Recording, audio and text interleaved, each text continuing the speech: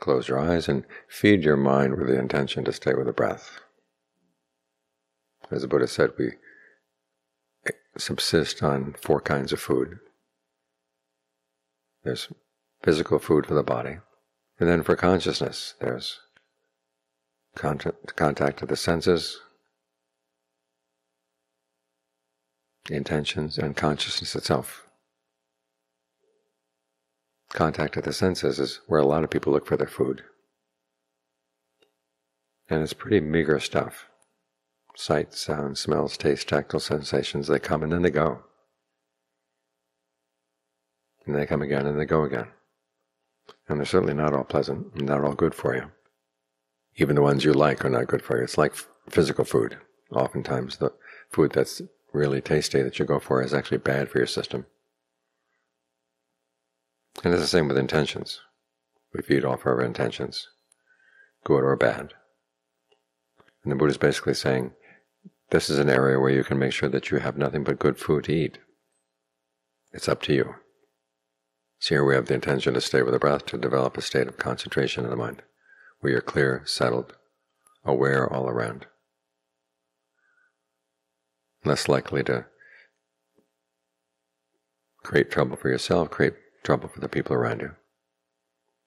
And you can look more deeply into the mind, understand why it is that even though we want happiness, we end up creating a lot of suffering for ourselves and other people and other beings.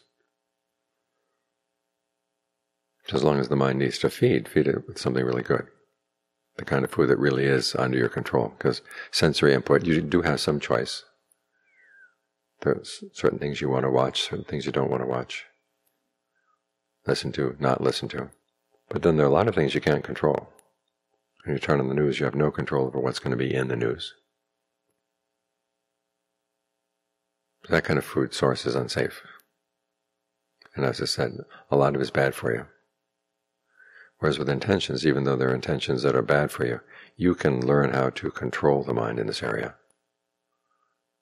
So it doesn't fall in with unskillful intentions. And then you can find your food here. And a lot of people are complaining during the lockdowns and during the pandemic. They live in a very restricted realm. But the mind is wide open. And when you focus in on the mind like this, you begin to see that you do have the power to create good food for yourself through your intentions. The intention to get the mind to settle down, the intention to understand the mind. So you don't have to suffer from its bad habits. You don't have to suffer from its ignorance, because you have more and more knowledge inside. With that kind of intention, you keep on feeding the mind, and there's no harm. It's all strengthening. It's all for the good.